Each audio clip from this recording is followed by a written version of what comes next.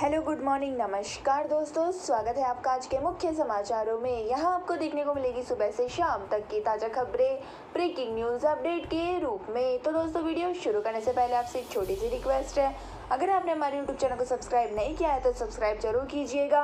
तो चलो दोस्तों शुरू करते हैं आज के पहले मुख्य समाचार। रूस के 38 शहरों में पुतिन के खिलाफ प्रदर्शन, पुलिस ने महिला प्रदर्शनकारियों को घसीट कर पीटा, हिरासत में 1300 से ज्यादा लोग। तो दोस्तों रूस और यूक्रेन जंग पिछले 7 महीनों से जारी है। इस बीच रूस के राष्ट्रपति व्लादिमीर पुतिन ने 21 सितंबर को यूक्रेन के 4 इलाकों में 3 लाख रिजर्व सैनिक तैनात करने की घोषणा की। तो दोस्तों उनकी इस घोषणा के बाद से देश में प्रदर्शन शुरू हो गया है और दोस्तों पुलिस ने हजारों लोगों को हिरासत में ले लिया है। तो दोस्तों जानकारी के अनुसार आपको बता दें कि येकातेरिनबर्ग समेत कुछ शहरों में पुलिस और प्रदर्शनकारियों के बीच झड़प भी हो गई है और पुलिस ने लोगों से शांति बनाए रखने और घर लौटने की अपील की है। वही दोस्तों प्रदर्शन तेज होने के बाद पुलिस ने लोगों पर लाठियां बरसा दी। तो दोस्तों आपको जानकारी के लिए बता दें कि विरोध प्रदर्शन और पुलिस के साथ हुई झड़पों के कुछ वीडियो भी वायरल हुए हैं और इसमें पुलिस को लोगों के साथ मारपीट करते हुए देखा जा रहा है। वही दोस्तों रिपोर्ट के मुताबिक पुलिस ने प्रोटेस्ट कर रही महिलाओं के साथ बेरहमी से मारपीट करती दिखी है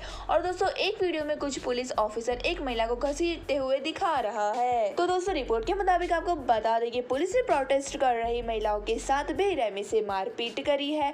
वही दोस्तों प्रेसिडेंट पुतिन ने 3 लाख सैनिकों की तैनाती के ऐलान से पहले पश्चिमी देशों पर न्यूक्लियर ब्लैकमेल का आरोप लगाया था और दोस्तों उन्होंने कहा था कि नाटो के कुछ बड़े नेता रूस के खिलाफ एटमी हथियार इस्तेमाल करने की धमकी दे रहे हैं। इसी के साथ दोस्तों चलते हैं आज के अगले मुख्य समाचार की ओर। पीएफआई पर एनआईए ईडी का शिकंजा, 106 गिरफ्तार, आतंक के लिए पैसे से लेकर ट्रेनिंग देने जाते थे। जानिए 13 राज्यों में क्यों पड़े छापे। तो दोस्तों आपको बता दें कि एनआईए ने गुरुवार आधी रात से 13 राज्यों में पॉपुलर फ्रंट ऑफ इंडिया के कई ठिकानों पर छापेमारी की है जो अभी तक जारी है। तो दोस्तों आपको बता दें कि टेरर फंडिंग केस में हो रही इस कार्रवाई में पीएफआई से जुड़े 106 सदस्यों को अरेस्ट कर लिया गया है। वही दोस्तों रिपोर्ट के मुताबिक गिरफ्तार होने वालों में संगठन प्रमुख ओमा शालम भी शामिल है।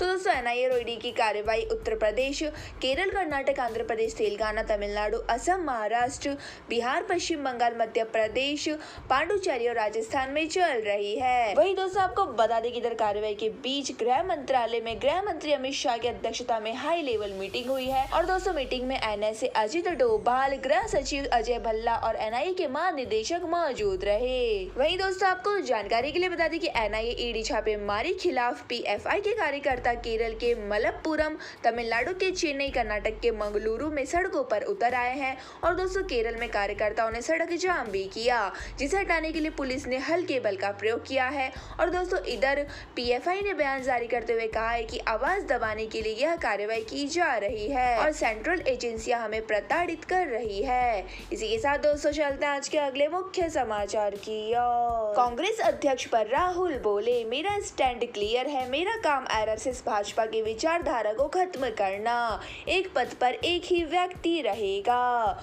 तो दोस्तों कांग्रेस इलेक्शन कमेटी के चेयरमैन मधुसूदन मिस्त्री ने अध्यक्ष चुनाव के लिए गुरुवार को नोटिफिकेशन जारी किया। तो दोस्तों नामांकन दाखिल करने की प्रक्रिया 24 से 30 सितंबर तक चलेगी और दोस्तों अगर एक से अधिक कांग्रेस के नेता ने नामांकन दाखिल किया तो 17 अक्टूबर को मतदान होगा और 19 अक्टूबर को नतीजे आएंगे। वही दोस्तों इस बीच राहुल गांधी ने अध्यक्ष चुनाव में अपने रोल का सस्पेंस नहीं तोड़ा है। हालांकि दोस्तों उन्होंने यह जरूर साफ किया है कि एक व्यक्ति एक ही पद पर रहेगा। तो दोस्तों आपको बता दें कि भारत जोड़ो यात्रा पर निकले राहुल गांधी ने कोची में प्रेस कॉन्फ्रेंस की है और दोस्तों बताया जा रहा है कि कांग्रेस अध्यक्ष का चुनाव लड़ने का सवाल किया तो राहुल ने जवाब दिया कि मैं वही कहूंगा जो पिछली प्रेस कॉन्फ्रेंस में कहा था। तो दोस्तों उन्होंने कहा कि मेरा स्टैंड क्लियर है, जो भी होगा जल्दी सबको पता चल जाएगा और मेरा काम भाजपा आरएसएस की विचारधारा खत्म करना है। वही दोस्तों आपको बता दें कि राजस्थान के मुख्यमंत्री अशोक गहलोत का नाम अध्यक्ष की रेस में सबसे आगे है और दोस्तों इस सिलसिले में उन्होंने कांग्रेस के अंतरिम अध्यक्ष सोनिया गांधी से बुधवार को शाम को 2 घंटे बातचीत की और दोनों नेताओं के बीच क्या बातचीत हुई है यह पता नहीं चल पाया है।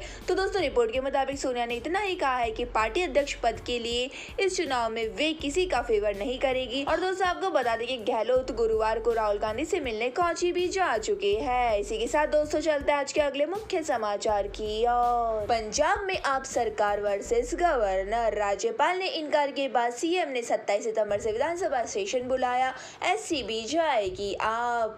तो दोस्तों पंजाब में आम आदमी पार्टी सरकार और गवर्नर बीएल पुरोहित के बीच जंग शुरू हो गई है।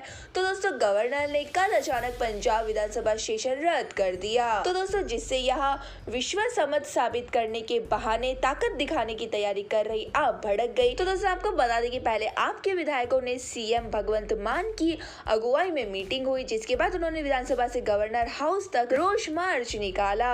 तो दोस्तों इसके बाद कैबिनेट की मीटिंग कर 27 सितंबर से विधानसभा का सेशन बुला लिया गया है। तो दोस्तों आपको बता दें कि सीएम भगवंत मान ने कहा है कि इस सेशन के बीच बिजली पराली जैसे मुद्दों पर चर्चा होगी और दोस्तों मान ने विधानसभा में स्पेशल सेशन को मंजूरी देकर फिर रद्द करने को दुर्भाग्यपूर्ण करार दिया। तो दोस्तों मान ने यह भी कहा है कि इसके खिलाफ हम सुप्रीम कोर्ट में जाएंगे ताकि लोगों और राज्यों के हक की रक्षा की जा सके। इसी के साथ दोस्तों चलते हैं आज के अगले मुख्य समाचार की ओर। कोड नेम तिरंगा का टीजर हुआ रिलीज, स्पाई के रोल में नजर आएगी परिणीति चोपड़ा, 14 अक्टूबर को रिलीज होगी फिल्म। तो दोस्तों हार्दिक संधू और परिणीति चोपड़ा की फिल्म कोड नेम तिरंगा का टीजर रिलीज कर दिया गया है। तो दोस्तों 45 सेकंड के इस टीजर में हार्डी और परिणीति बिल्कुल डिफरेंट अंदाज में नजर आ रहे हैं। तो दोस्तों आपको बता दें कि फिल्म में परिणीति चोपड़ा एक रॉ एजेंट की भूमिका निभा रही है, जिसमें वो कई देशों के मिशन पर जाती दिखेगी और दोस्तों फिल्म 14 अक्टूबर को सिनेमाघरों में रिलीज होगी। वही दोस्तों आपको बता दें कि फिल्म में परिणीति और हार्डी के अलावा शिशिर शर्मा, सब्यसाची चक्रवर्ती और दिशा मारीवाल जैसे एक्टर भी अहम भूमिका निभाएंगे। तो दोस्तों आपको बता दें कि कोड नेम तिरंगा के अलावा परिणीति जल्द ही सूरज बढ़ जाता है कि अपकमिंग फैमिली फिल्म ऊंचाई में नजर आएगी, जिसमें उनके साथ अमिताभ बच्चन, अनुपम खेर और बोमन ईरानी जैसे सीनियर एक्टर दिखेंगे। इसी के साथ दोस्तों चलते हैं आज के अगले मुख्य समाचार की ओर। रिकॉर्ड के निचले स्तर पर रुपया, डॉलर के मुकाबले रुपया 51 पैसे कमजोर होकर 80.47 पर पहुंचा। अमेरिकी केंद्रीय बैंक के ब्याज दर बढ़ाने का असर। तो दोस्तों भारतीय रुपए में बड़ी गिरावट देखने को मिल रही है। तो दोस्तों आपको बता दें कि 22 सितंबर की शुरुआत कारोबार में रुपया अमेरिकी डॉलर के मुकाबले 51 पैसे गिरकर अब तक के सबसे निचले स्तर 80.47 रुपए पर खुला है। तो दोस्तों इससे पहले बुधवार यानी 21 सितंबर को अमेरिकी डॉलर के मुकाबले रुपया 26 पैसे गिरकर 80 के स्तर पर बंद हुआ था।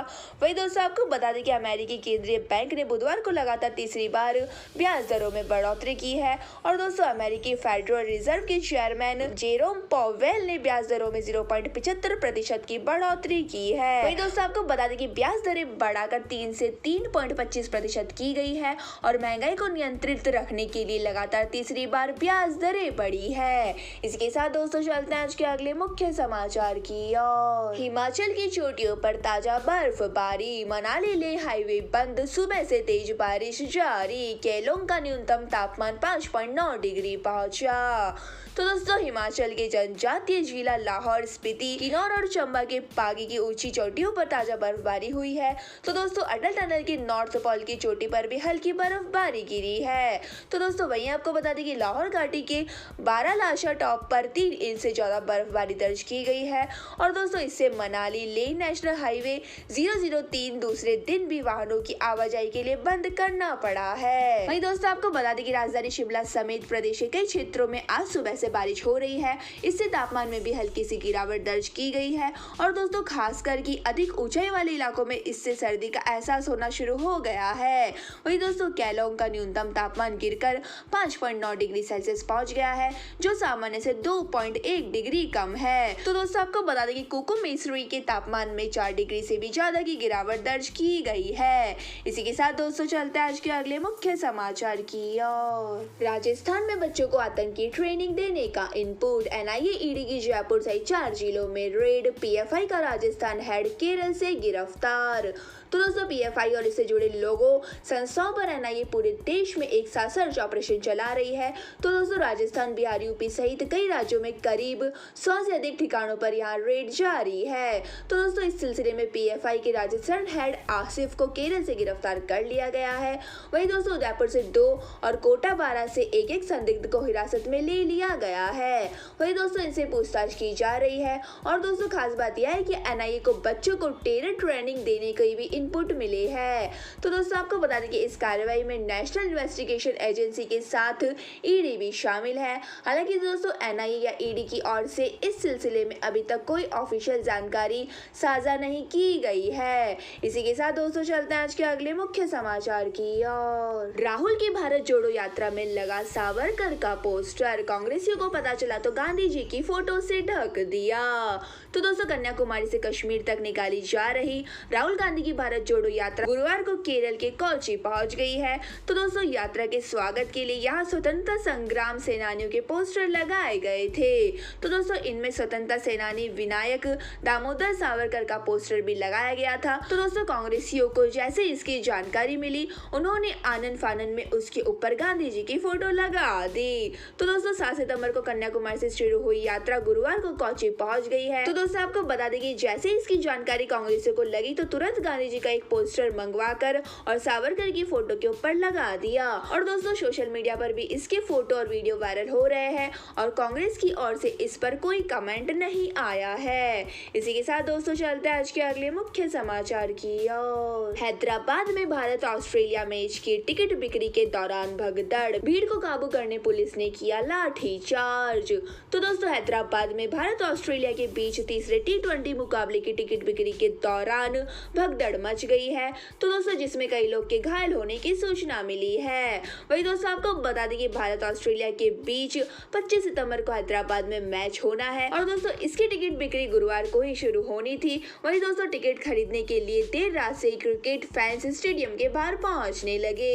वही दोस्तों कुछ लाइन में बैठे दिखे तो कुछ गेट के पास जमा हो गए और दोस्तों सुबह होते ही भीड़ बढ़ती गई, जिसे संभालने के लिए पुलिस बल को लाठीचार्ज करना पड़ा। इसी के साथ दोस्तों चलते हैं आज के अगले मुख्य समाचार की ओर। तेलंगाना में टीआरएस नेता ने टोल कर्मचारियों को पीटा, टोल प्लाजा पर फीस मांगने पर भड़के नेता, तोड़फोड़ भी की। तो दोस्तों तेलंगाना के एक टोल प्लाजा पर 2 टीआरएस नेता की मारपीट का एक वीडियो भी सामने आया है। तो दोस्तों रिपोर्ट के मुताबिक घटना बुधवार सुबह तेलंगाना के सादर नगर टोल प्लाजा की है। तो दोस्तों जहां टोल कर्मचारियों ने टीआरएस नेता से टोल फीस देने को कहा तो वह भड़क गए और वहां के कर्मचारियों के साथ बहस करने लगे और दोस्तों विवाद इतना बढ़ गया कि टीआरएस नेता टोल कर्मचारियों के साथ मारपीट भी करने लगे।